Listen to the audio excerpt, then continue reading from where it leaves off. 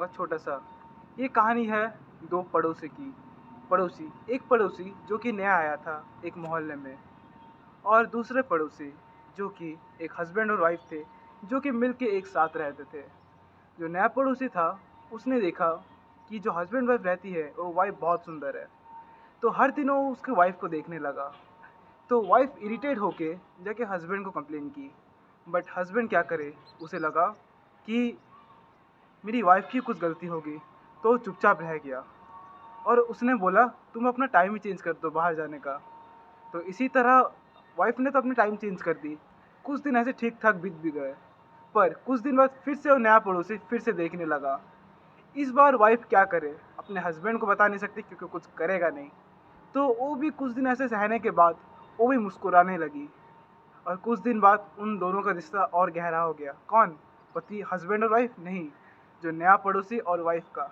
और वो दोनों ने बहुत कुछ किया। जब इसके बारे में हस्बैंड को पता लगी तो नया पड़ोसी हस्बैंड को बहुत ज़्यादा पैसा मांग के उसी से चुप रहने का वादा करता है, और हस्बैंड मजबूरन उसे देना पड़ता है। क्या पता चलता है हमको इससे ये पता चलता है कि जो नया पड़ोसी था वो है हमारी पॉलिटिकल पार्टीज़, और जो वाइफ थी वो है हम, जो है पीपल्स। एंड जो हस्बैंड था वो है एडमिनिस्ट्रेटिव। एडमिनिस्ट्रेटिव हमेशा चुप रहता है। हम कॉमन लोग पॉलिटिशियन को हमेशा सपोर्ट करते हैं, गलत चीज़ों में भी सही चीज़ों में भी। ये हमारी ही गलती है क्यों वो पॉलिटिशियन पावरफुल होता गया और हम लोग गरीब होते गए। हमारे साथ हमेशा कुछ ना कुछ गलत हुआ ही है, पर हमेशा हम ही लोगों ने उन्हें ज़्यादा सपोर्ट किया है, इसीलिए उन लोग का पावर बढ़ा। अभी हम लोग ही उन्हें हटा सकते हैं। चलो पता लगाते हैं इस बार बीजेपी सरकार ने क्या क्या किया इन 8 और 7 सालों में। चलो पता लगाते हैं। जब भी हम गवर्नमेंट में सवाल करते हैं, सबसे पहला क्वेश्चन आता है जीडीपी का। तो इस जीडीपी को जानने के लिए हमें अच्छे से अपने पॉलिटिक्स के बुक को खोलना पड़ेगा, और पता लगाएंगे 2014 में पॉलिटिक्स का बुक को खोला जाए तो पता लगता है इंडिया 10th नंबर पे थी, जो कि 2024 तक 5 नंबर पे आ गई है। बहुत ज़्यादा अच्छी ग्रोथ है, पर इससे इंडिविजुअल को कुछ फ़ायदा हुआ है? जीडीपी बढ़ी है, इसका मतलब ज़रूर सैलरी बढ़ी होगी, ज़्यादा से ज़्यादा जॉब क्रिएट हुए होंगे, ऐसा बहुत कुछ। पर सच क्या है पता है? पास आओ मैं बताता हूँ। इंडिया की जीडीपी 10 नंबर से बढ़ के 5 नंबर में आ गई, जो कि हमारे लिए बहुत बड़ी सक्सेस है। हाँ, ये हम प्रूफ के साथ बोल सकते हैं कि हमारे पास अभी 4.122 बिलियन यूएस डॉलर्स है। पिछले कई सालों में हमने बहुत अच्छी ग्रोथ की है, पर अनएम्प्लॉयमेंट का क्या, जो कि हमेशा बढ़ती ही जा रही है। 15 सालों में इतने सारे अनएम्प्लॉयमेंट। मोदी सरकार का कहना था कि वो अगले कुछ सालों में 16 करोड़ जॉब देंगी, पर कहाँ है? 60 लाख सरकारी पदे और 30 लाख केंद्र सरकार के पद अभी भी खाली पड़े हैं। मोदी सरकार ने कहा था पेट्रोल और डीजल के दाम भी कम हो गए। भाजपा सरकार बनेगी, पेट्रोल डीजल की कीमतों की समीक्षा की जाएगी। पर हमने देखा है जो पेट्रोल डीजल की दाम 50, 60, 70 थी, अभी वो 100 छू रही है।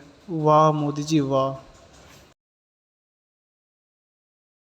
अच्छे दिन आएंगे, अच्छे दिन आ गए मोदी जी, अच्छे दिन आ गए, अच्छे दिन आ गए हमारे। क्रूड ऑयल की प्राइस इंटरनेशनल मार्केट में कम होते जा रही है, और हमारे यहाँ फ्यूल की प्राइस बढ़ती जा रही है। अमीर और अमीर होते जा रहा है, गरीब और गरीब होते जा रहा है, मिडिल क्लास भी गरीब हो जा रहे हैं। वाह मोदी जी वाह, अच्छे दिन आ गए। खाना की कमी के कारण लोग मर रहे हैं, 18.7 तक पहुंच गई हमारी गरीबी। देश की ताकत उसकी जवानों या किसानों में रहती है। पर मोदी जी आपने क्या क्या हमारे किसानों के लिए? क्यों आपसे सारे किसान आज गुस्सा है? क्यों? इससे कि उनका रहना और खाना पीना मुश्किल हो गया है, और आपने उन्हें लोन में भी कुछ सुविधा नहीं दी।